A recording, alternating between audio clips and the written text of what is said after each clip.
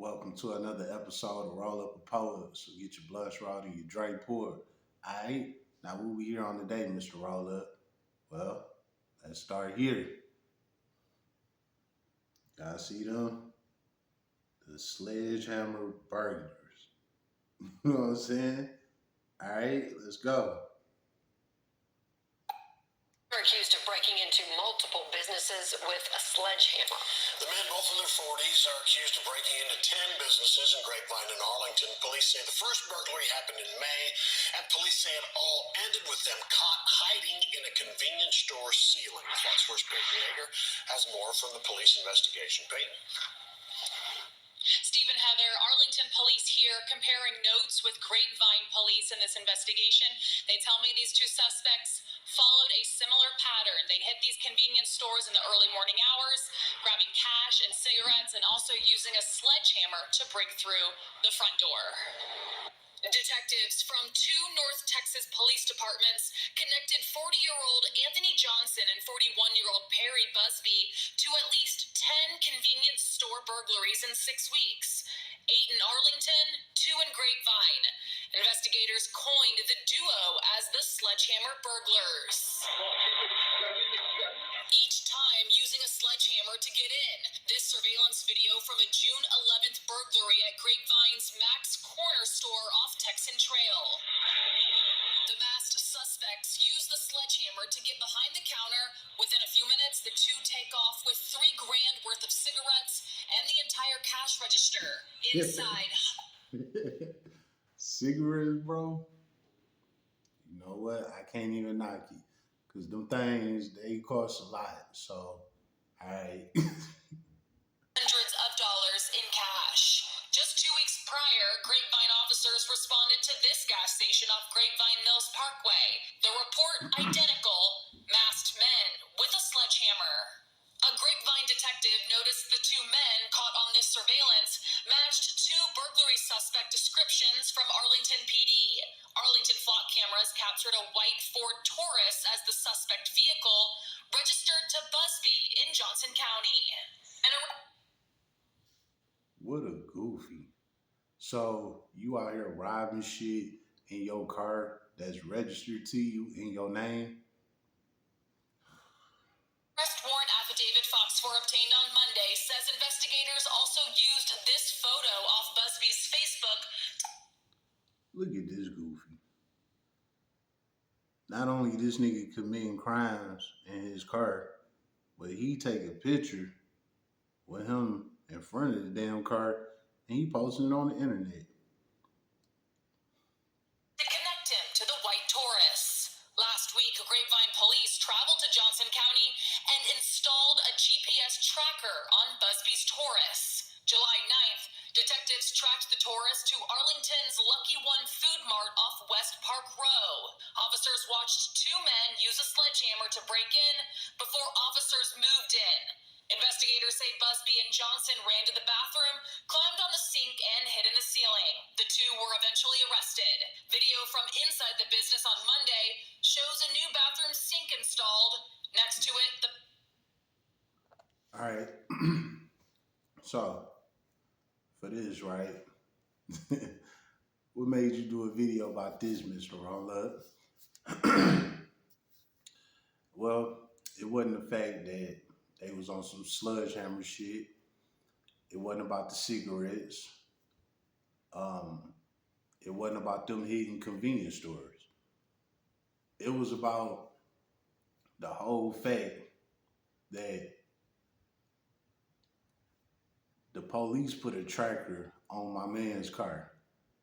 And it was all because this nigga was riding around committing crimes in his own car that's registered to him. Like, dog, they got license plate readers, you know what I'm saying? POD readers. They got all type of shit. You know, the technology today is crazy. So, with that being said, it's like, dog, you should know this. You know what I'm saying? Nah, this goofy riding around robbing shit in his own car. So the police, instead of just going knocking on his door saying, hey, get your ass in the back seat, put these cuffs on. They decided to put a tracker on this car. This is my point of video. Like I told y'all before, man, technology rules the world. All of that robbing and gangbanging, all of this shit that was done back in the early 2000s and all of that, you're not getting away with that shit no more, man. The technology is way too strong. You know what I'm saying? And this is a clear-cut example of it, you know? Instead of them just rushing in and grabbing them, they put a tracker on this nigga car. You know what I'm saying? They like, man, we know we gonna hit some more shit. Let's just put a tracker on this car. That'll be another charge for him. And we can catch him in the act. Sure enough, what happened? They caught these niggas in the act using the same car that they done hit 9 other convenience stores in the same car. You know what I'm saying? That's another thing when you rob and shit. If you gonna rob multiple businesses, you can't use the same car. If it's a stoley or not, you can't use the same car. Literally, if you gonna hit 10 convenience stores, you need to be in 10 different cars. Different colors, different kind of car, different. Because you don't want to draw that same type of attention. You know what I'm saying? Because it becomes repetitive. So the police know what to look for. You know what I'm saying? Man, 2 idiots. But I tell you what, I'm going to tell you where I respect them at. Why you respect them, Mr. Roller? They some damn robbers. They criminals. They convicts. They stupid. Woo woo. What you respect them on? Hold up. I got 3 reasons why I got respect for them. Number 1, they didn't commit these crimes during the day. Meaning that they didn't bring no harm to nobody. By the time they was out here doing what they was doing, everybody at home and sleep. I respect that. Number 2, they not out here, we can say like scaring people. You know what I'm saying? They ain't out here with guns, trying to stick people up or none of that shit. You know what I'm saying? They handle robbing in the correct way. You know what I'm saying? Number 3, why I respect them. They not breaking in people's houses or people's cars or anything like that. They hitting convenience stores. They hitting actual companies. These companies have the supply. They have insurance. So they not taking no loss. You know what I'm saying? If you're going to really rob some shit, then yeah, rob the actual places that have the supply instead of robbing the citizens and things like that. They have to buy these things. They have to work hard for it. Rob the actual suppliers. You know what I'm saying?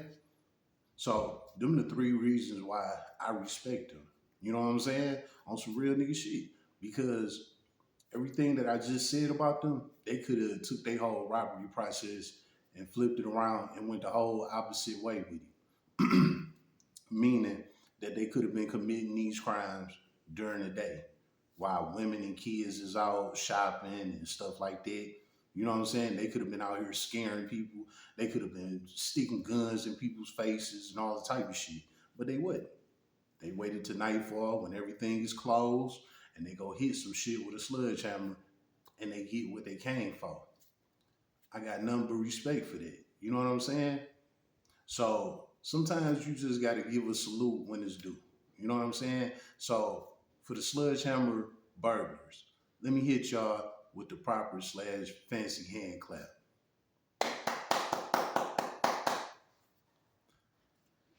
That's coming from Mr. Rollup. You don't have to agree, but that's the respect that I'm giving them.